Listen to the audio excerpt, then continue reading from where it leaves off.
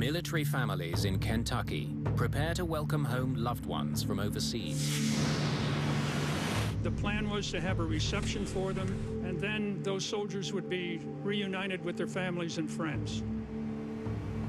At the same time, at a small Canadian airport,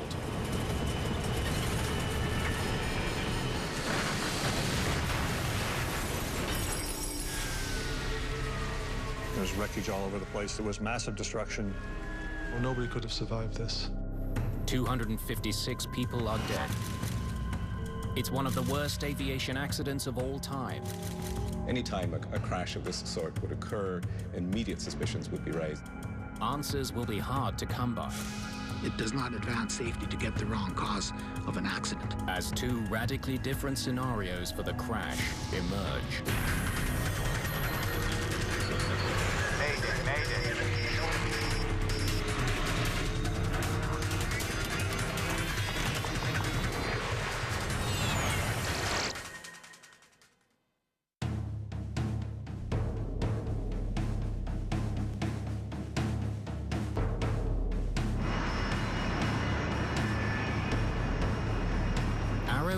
Flight 1285 is nearing the end of a 10,000-kilometer journey from Egypt to the United States.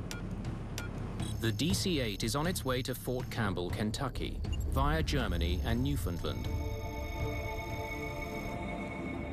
On board are 8 crew members and 248 passengers. Most of them are US soldiers with the famed 101st Airborne Division, the Screaming Eagles. That division fought through World War II, through D-Day and the Battle of Normandy, dropped in behind the German lines, has really marked its place in history. I think everybody who serves in that division has a special loyalty and a special feeling about the division and being part of it. They had been in the Sinai for 5.5 months. So I'm sure they were anxious to get back to friends and family and to enjoy the holidays. To bring the soldiers home, the military has hired the charter carrier Arrow Air. It was not unusual to do that back in the 70s and 80s, where the government would contract with the civilian airlines to transport troops in and out of the country. At 5:30 in the morning, the Douglas DC-8 lands at Gander International Airport on the eastern edge of Newfoundland, Canada. They had to refuel in Gander before they could complete the flight into Fort Campbell, Kentucky. Okay, guys, I'd like to be refueled, checked, and wheels up in 90 minutes. Roger that. Captain John Griffin has been an Arrow Air pilot for 4 years. He's also a flight instructor for the airline. First Officer John Connolly will be at the controls when Flight 1285 leaves Gander. Mike Fowler, the flight engineer, monitors the aircraft's mechanical systems.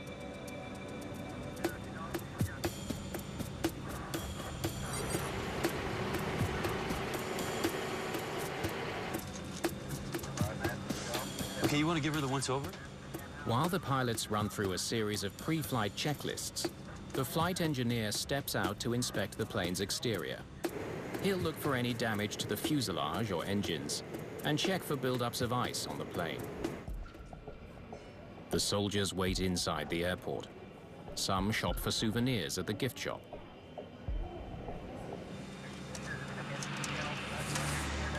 Anything?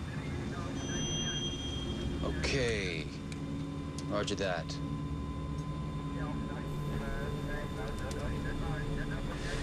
All right, 15,538 gallons, 101,000 pounds. Passengers and cargo unchanged. Weight's confirmed? Okay. We're good to go.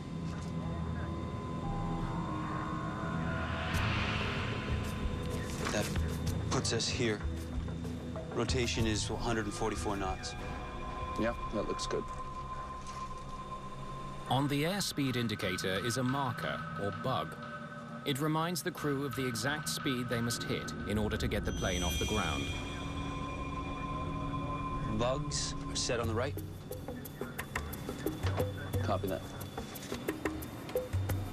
With the refueling and pre-flight checks complete, the 248 soldiers get back on board.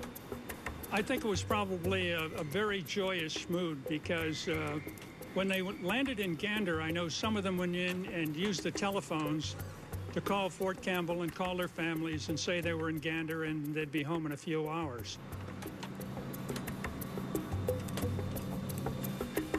Gander Tower. Big A950, we've completed refueling and pre-flight checks. Requesting taxi to runway 31. Big A950, winds at 290 at 4 knots. Takeoff now, runway 22. A last-minute change puts Arrow Air on a different runway than originally planned. 9,900 feet, take off to the south. We're good. Copy that, Gander, runway 22.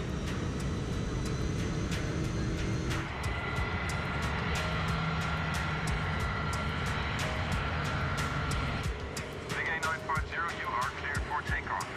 Merry Christmas. Roger that, Gander Tower. And Merry Christmas to you, too.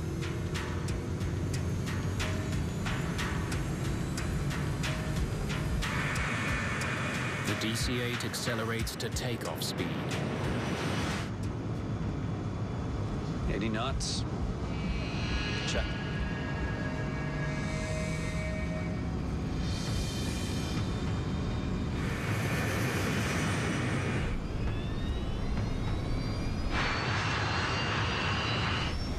B1.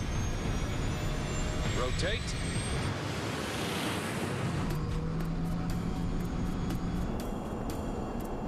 Arrow Air 1285 lifts off from Gander Airport at 6:46 a.m. But just seconds later, She's flying like a pig.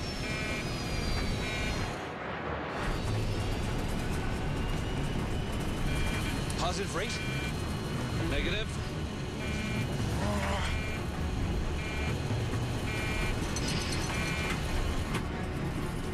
I'm sure for the last few seconds, those soldiers knew that there was a serious problem in hand. What's your altitude? Pull up. Come on, airspeed. Airspeed. Watch the trees.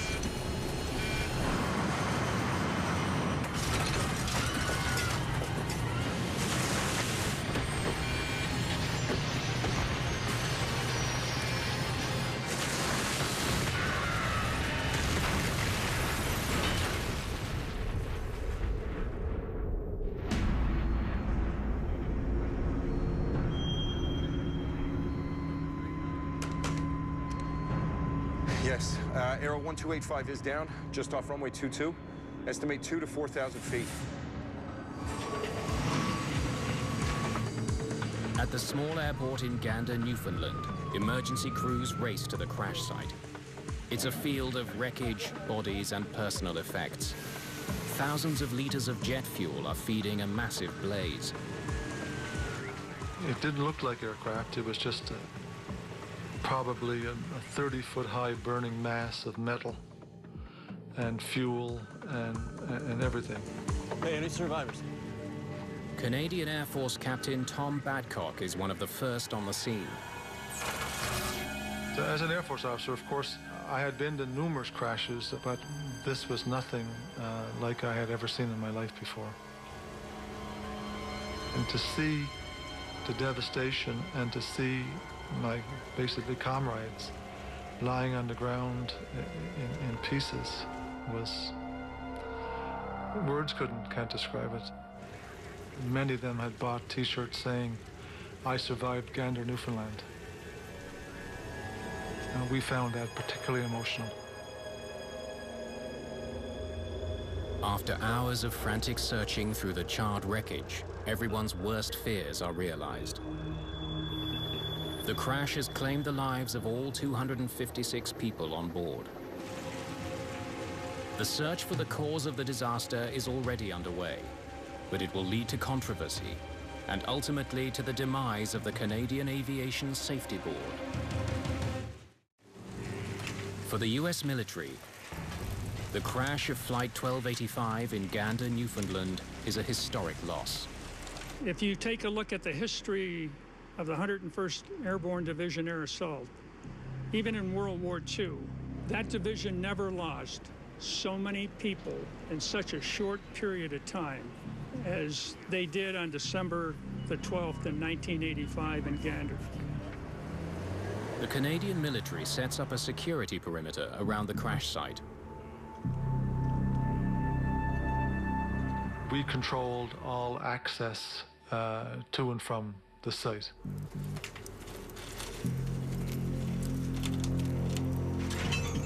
The RCMP asked me if I would identify an object which they thought to be strange. Never seen a casing like this before. And he said, does this have any kind of a chemical or a nuclear connotation? And I said, no, I have no idea what it is. The find raises suspicion about what was on the flight. Certainly it's possible that Aero Air could have been carrying things either that it shouldn't have been carrying or that weren't on any kind of cargo manifest. David McNair is an investigator with the Canadian Aviation Safety Board. There are aircraft parts everywhere, and you immediately became aware that it was going to be hard to find things that you needed to find. McNair is joined by colleague Peter Bogue. They arrive hours after the crash to a scene of complete devastation. The sights and smells, it's always unpleasant, but you just have to. You have to do this part of your job. The terrible scale of the crash quickly makes headlines around the world. It will have a tremendous impact on this division. This is not only a sad day for the 101st Airborne, but a sad day for the nation. Most of the young men and women we mourn were returning to spend the holidays with their families. You do not grieve alone. We grieve as a nation together. As together we say goodbye to those who died in the service of their country. There is just no way that I can express to you how tragic that was, with the loss of so many people in that one plane crash. The Americans were really suffering in terms of military losses just 2 years prior to the crash of the Aero Air flight. The United States had lost a large number of soldiers in a suicide truck bombing in Beirut. So the losses, in a sense, were mounting, and although the numbers these days might not strike us as extraordinary, they certainly were extraordinary at the time. It wasn't just some assortment of soldiers, a large number of them from one of the leading American military units in the American Army. You know, all of this raised, if you like, the symbolic stakes quite apart from the casualty toll of the loss of life that occurred. Investigators immediately interview the Gander ground crew and get some intriguing information. Morning. Did you see the flight engineer inspect the aircraft? But they did not de-ice the wings before taking off. Yeah, we picked up a little bit of ice coming in. We're good to go. Okay, thank you. Well, we were concerned about icing because the refueler witness indicated that they had picked up some ice on the approach. Coming in from the north. They turn to meteorological reports for the early hours of December the 12th. In early morning, it was very, very icy. And it had been severe freezing rain. They flew in during the time that the forecast was for icing. McNair and Bogue wonder if the crew of Flight 1285 may have made a serious error by not de-icing. They check to see what other planes flying out of Gander did that morning. There were 2 other takeoffs this morning. One de-iced, one didn't. And we noted there was one Boeing 737 that departed that picked up quite a bit of ice on its departure, and that was an indicator to us that the probability of icing accretion or ice gathering on the aircraft was quite high. But the other aircraft, a British Aerospace VC-10, had been on the ground for 50 minutes and did not de-ice. It got off the ground safely. And they took off within 2 hours of each other. Ice cannot have been the only factor in this crash. Big A950, winds 290 at 4 knots. Takeoff now, runway 22.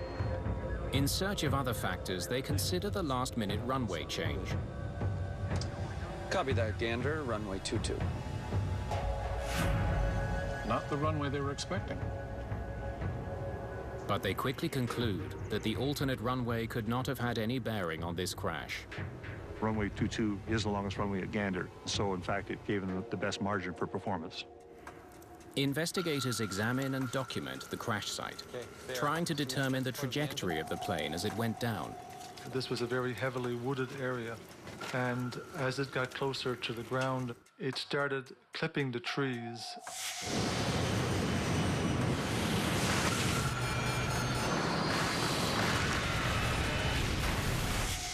And we're going to need pictures of the treetops as well, and we're going to need aerial shots.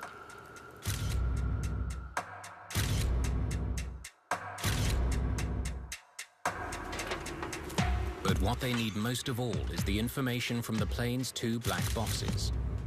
They could hold the key to understanding what doomed Flight 1285.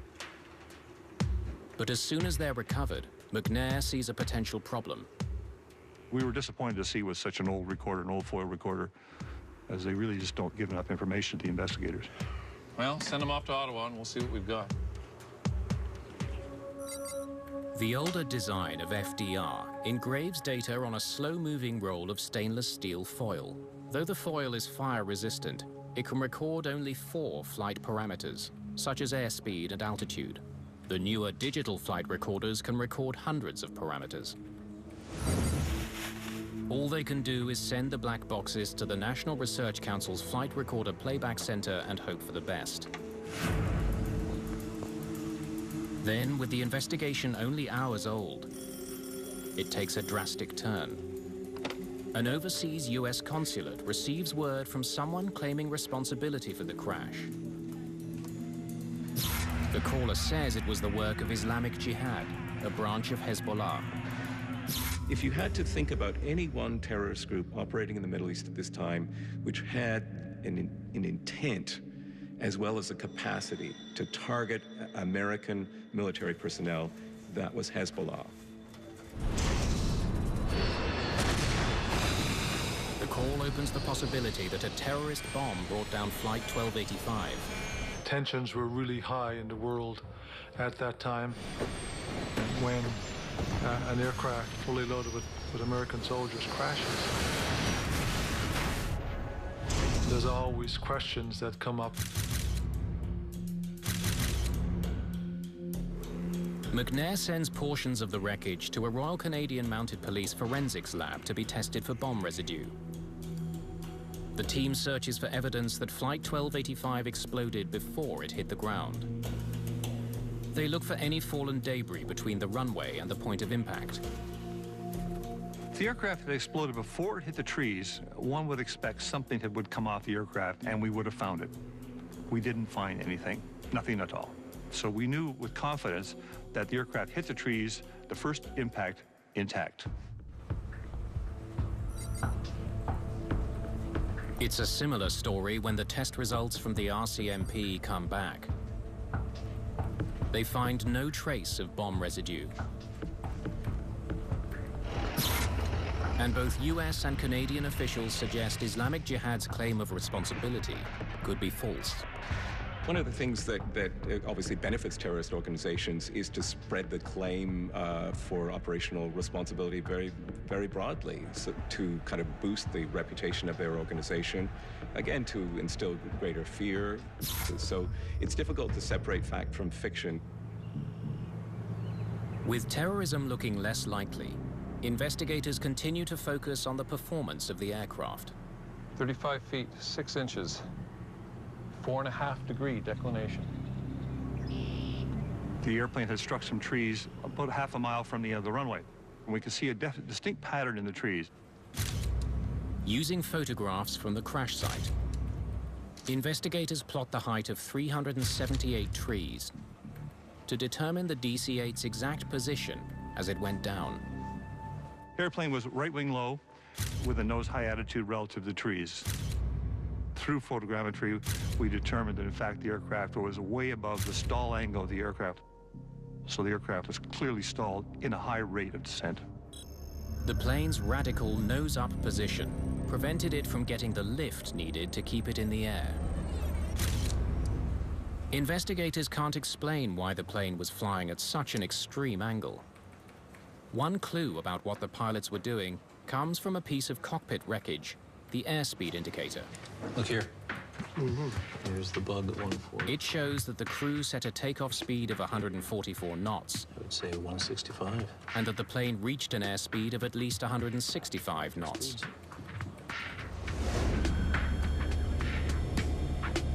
Bugs set on the right. Copy that. Investigators hope that a much more detailed picture of the pilot's last moments will emerge from the cockpit voice recorder. But they're in for a disappointment.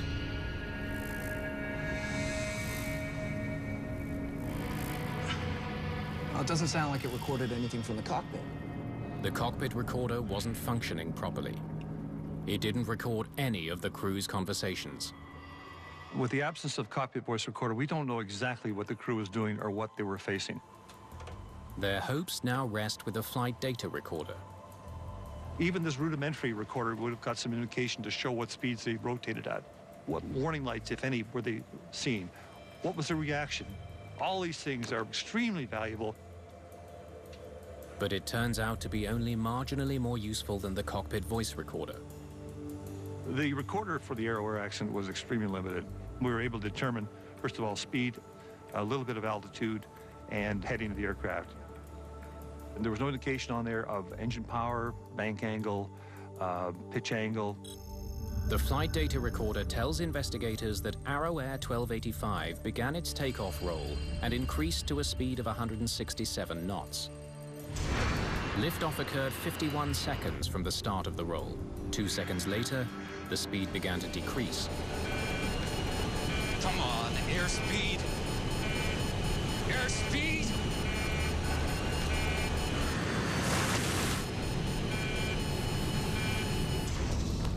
Speed dropped off very quickly, and so we knew that the aircraft was below normal flying speed. We got that much from the recorder.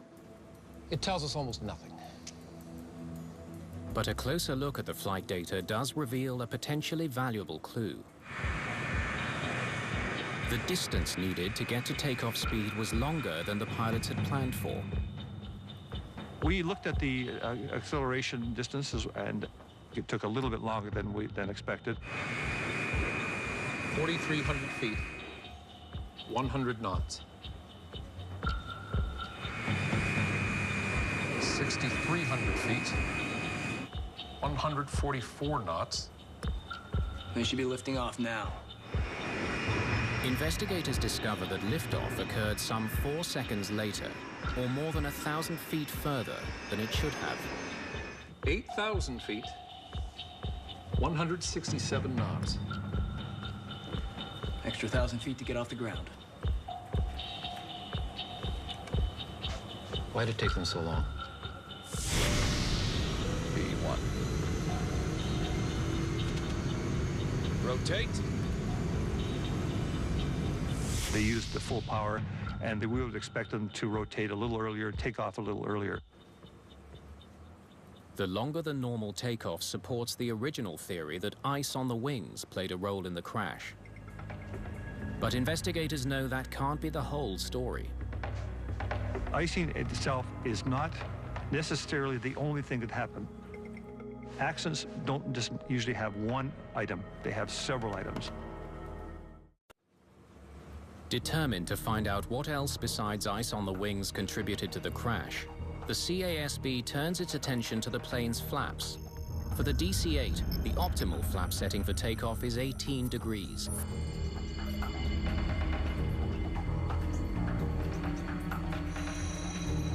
Looks like the flaps were extended. With detailed work, we could say with some reasonable certainty of where the flaps were, which we believe were in the normal takeoff position. They wonder if ice, combined with malfunctioning engines, caused the plane to stall. The engines are sent to the CASB in Ottawa for a full inspection. Each engine was recovered on site, and immediately you can tell that there was rotational damage on all the engines. Wood debris is found deep inside all 4 of the turbines. A lot of tree debris. It means the engine was running when it hit the trees.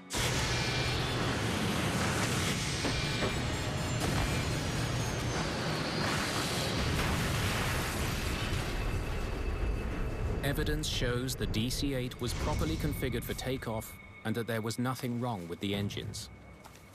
So why was Flight 1285 slow to get off the ground?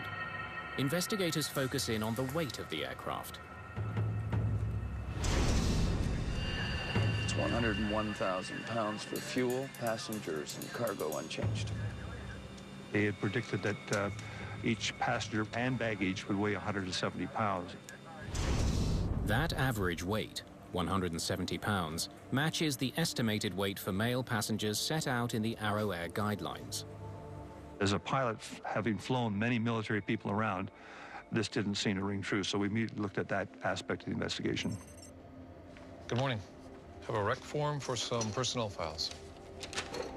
Following his hunch, McNair soon makes a crucial discovery. Regular commercial flights has a mixture of folks. It has men, women, children, so then the average doesn't work out as much.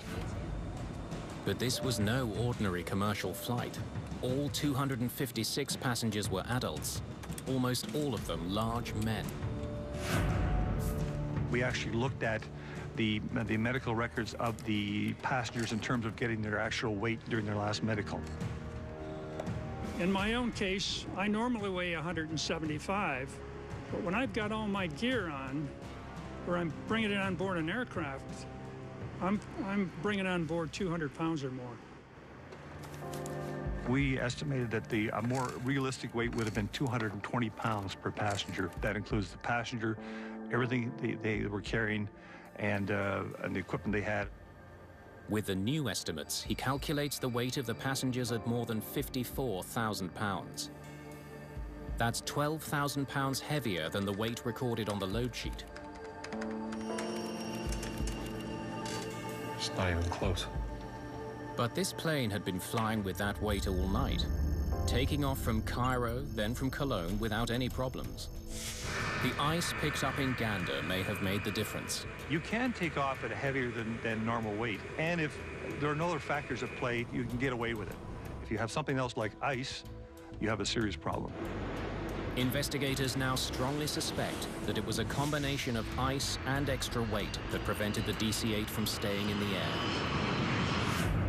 Okay, this has to be it. Ice and weight. We had a lot of scientific basis to say that the aircraft should have flown but did not. Why didn't it fly? We had 2 powerful reasons. One was weight, the other was even probably more powerful, is a small amount of ice contamination on the aircraft. But they can only theorize.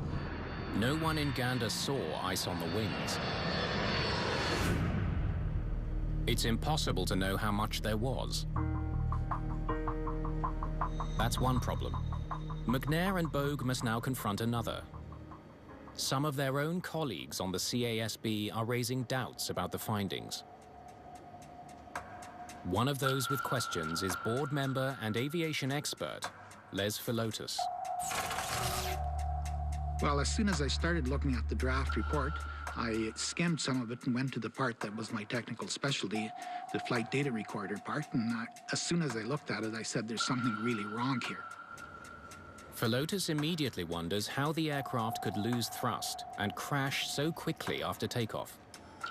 I did rough calculations, and it just showed that to get that kind of deceleration, you'd have to lose not 1, 2, or 3 engines, but all 4, and that was just a startling thing to see right away.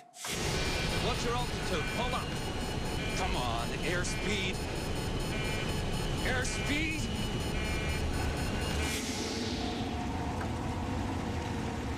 They said the aircraft would, I believe that the exact phrase was, destroyed by a fuel-fed fire. The early reports, everybody who was around there mentioned the massive explosion and the mushroom cloud. See this thing coming come across the front of the truck and it was like a flame on the bottom. Two truckers on the highway were almost under the flight path when the aircraft passed over, and they both said they saw fire on the right-hand side. U.S. Army officials deny there was any unreported or classified cargo on board Arrow Air 1285. But Philotas has reason to doubt that claim. When the troops' equipment was loaded on board, there were some of these big boxes. What could have been on there, and we couldn't get any answer. There was no cargo manifest, and it was another contentious question that was never settled. Not much attention clearly was paid to security procedures, and you know, this was a different time, admittedly, but still, I think the lack of security at Cairo at the airport as the soldiers came on board the Arrow Air flight for the return journey, I think anybody would have to regard it as shocking, even for the time, and it's the kind of thing that would never be allowed to happen today. Philotas joins those speculating that Arrow Air Flight 1285 was the victim of a terrorist plot. Was it Hezbollah? Did it have any kind of European connections? And the big question, but always in the back of American governmental and security authorities' minds, is there a Cold War dimension to this? Are the Soviets involved? The testimony you're about to give will be the truth, the whole truth, and nothing but the truth, so help you God, I do. Please be seated. Some now wonder if Arrow Air 1285 was at the center of the biggest global scandal of the time.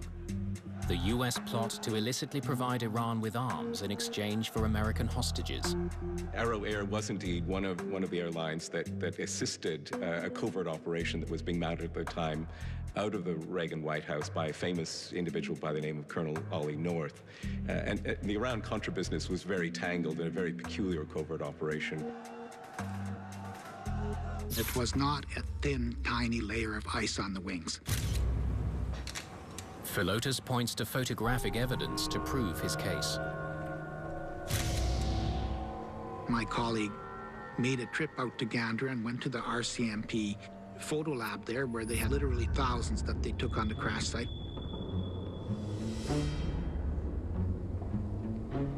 Many photos that seemed to indicate that there was some kind of an explosion on board. That's just like if you took a piece of aluminum foil and poked your finger in it. It would curl out from the inside to the outside and would be obvious from which side you put your finger through. Philotas becomes even more suspicious when he learns that an independent investigator hired by Arrow Air had explored the possibility of an onboard explosion. He carefully looked at everything and found that on the number 3 engine, that's the inboard engine on the right-hand side, some of the inlet guide vanes, 3 of them consecutive ones, had sort of a dent in the leading edge, and one of them had some red paint on it. That investigator concluded that there could have been a mid-air explosion, and that the damage and the paint markings inside the engine could have been caused by debris exploding outward from the main fuselage. Another key piece of information for Philotas comes from the post-mortem examination of some of the 256 victims. Autopsies indicate that there were extremely high levels of carbon monoxide in their blood. So if they have combustion products in their lungs, natural inference is that they must have breathed in some combustion products before the crash. From all this evidence, Philotas and his colleagues paint their own picture of the crash.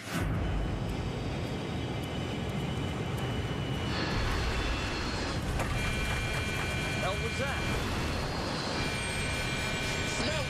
Smoke in the cockpit! Smoke!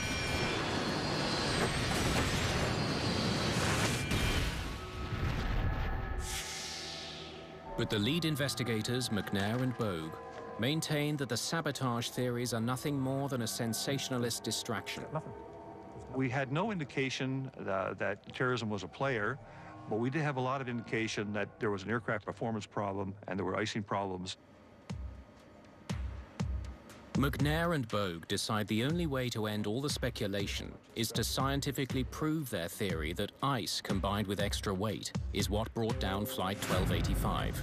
Okay, you want to give her the once-over?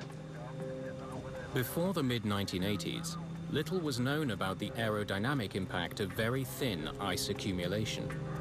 The flight engineer who inspected the aircraft was likely only looking for large buildups of ice that would make the plane significantly heavier, not thin coatings on top of the wings. As part of the investigation, we did a lot of research on the effects of ice on aircraft. Aerodynamic tests carried out in a wind tunnel reveal that even a small amount of ice contamination can significantly reduce wing lift. Just a small amount, the size of some sandpaper, if that's the type of surface you have, it can seriously degrade a large aircraft. That was a surprise to me. The team carries out further tests in a flight simulator. We basically had to reprogram the simulator to degrade the performance to simulate ice. V1, rotate. Every attempt to fly the simulator with the exact same parameters as Flight 1285 ends the same way, with a stall and a crash. Okay, let's run it again with 10,000 less pounds. From the simulator trials, we realized with icing on board, what degraded the lift characteristics of the aircraft, it was difficult to fly a normal profile, and you could easily lose control of the aircraft. Just flying like a pig. Positive rate? Negative? Full power. The pilots would have been able to see that their plane wasn't climbing fast enough. What's your altitude? Pull up. Come on, airspeed. Airspeed. Watch the trees.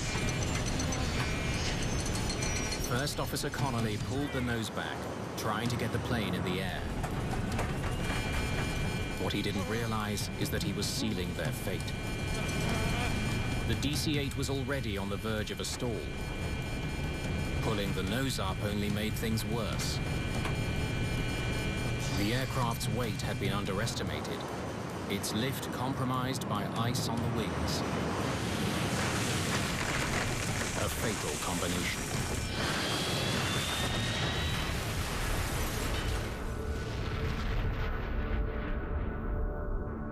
If you take one of the factors out, if you take the ice out and have the same weight, maybe you won't have the accident. If you take out the heavy weight and still have the icing, maybe you won't have the accident. But if you have them combined together, you have the accident. As for the suspicious paint markings found inside the engine, McNair determines they came from a front-end loader used to clear debris at the crash site.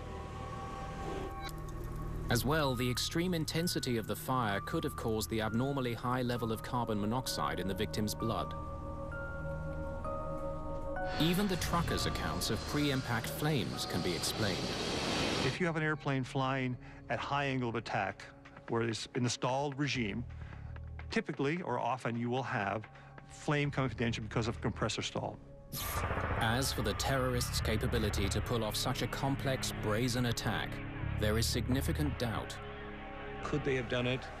In terms of intent, yes.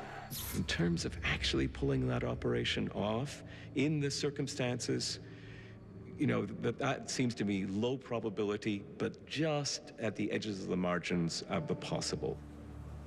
There was a lot of controversy, which we just basically had to deal with in terms of keeping on with our job, because the investigation is not an emotional issue, it's a scientific issue. So we basically had to stick with science. But we didn't see any evidence of any other kind of explosion. We only saw the evidence of an explosion caused by impact and the aircraft breaking up. McNair believes his conclusion carries an urgent warning for the entire airline industry. A lot of people have a hard time believing that a little tiny bit of ice on a large wing will have a big effect, but it does. After nearly 3 years of painstaking research and investigation, the Canadian Aviation Safety Board is ready to release its report. But what is supposed to provide answers and prevent similar accidents instead ignites a storm of controversy. The ice theory is flat out wrong. CASB investigators believe they have a convincing report that explains the complex cause of the crash of Flight 1285. I was hoping that, as all investigators do, when the final report came out, that in fact the safety message would be out there and would be accepted. But 4 of the 9 members of the board disagree with the report's conclusion. This investigation appears to involve a cover-up. It's impossible that ice would have been a factor. Crash investigators are, they're always under pressure to come up with an answer sooner than they would like. And sometimes, depending on the intensity of that pressure, can perhaps create crash investigations which are less than satisfactory. The dissenters take the unprecedented step of releasing their own minority report, citing an onboard explosion as the cause. We had extremely difficult time in putting out our dissenting report. We were given a very restricted time, and then there was an attempt to suppress it. I was asked the question outright, well, what do you want to do? Do you want to try to save your job, or do you want to get the truth about this accident? My answer was, well, I want to save my job by getting at the truth. It was quite unusual to have a dissenting report written with photographs. I don't see merit in it. I totally don't understand why it was issued in the first place. Why would you come up with this? What's the scientific basis for it? There is no science. Okay, look. Paint transfer means nothing. The crew blood samples means nothing. The peddling is meaningless. Therefore, you have no evidence of terrorism. This proves nothing. In this particular case, of course, what we had was an extraordinary outcome where you have a majority and a minority report which are deeply divergent and which raise very different kinds of pictures about what the outcome of this crash would be. I think it's very tough for families and friends not to have final closure on something. There was really no definitive answer to what caused that crash. If I was a family member, I'd have questions too. But on March the 10th, 1989, while the controversy continues to swirl, there's tragic evidence that McNair and Bogue's message has not been heard. In Dryden, Ontario, in wintry conditions, the crew of a Fokker F-28 elects not to de-ice. Just seconds after takeoff, the plane cannot achieve sufficient lift to stay airborne. The accident was almost identical to Arrow Air 1285. The airplane hit the tree canopy intact. After that, it exploded because, in fact, it hit the ground with a lot of fuel on board. The crash kills 24 of the 69 people on board. It was pretty clear from Dryden that icing or snow may have been a factor in this as well. If only the investigators' warning had been heard, the tragedy in Dryden may never have happened. The fact that there was a lot of controversy around this investigation was very unfortunate because basically it took away from the safety message. Aircraft, like the DC-8, are very vulnerable to icing contamination. That message was lost because of the controversy in the bomb theory. But those who held firm to the bomb theory stand by their actions. It does not advance safety to get the wrong cause of an accident. The real safety message is that you have to get at the truth, and the truth and the facts of this accident were never finally established. The controversy over this investigation spelled the end of the Canadian Aviation Safety Board. It was scrapped and later replaced with a new, better regulated agency. We learned a lesson that cost a lot of people their lives, and that lesson didn't get passed on to other people, and other people lost their lives. That's the sad part for me. I know in my own case, if I really didn't know all the answers and I had lost someone in that terrible crash, I wouldn't be satisfied.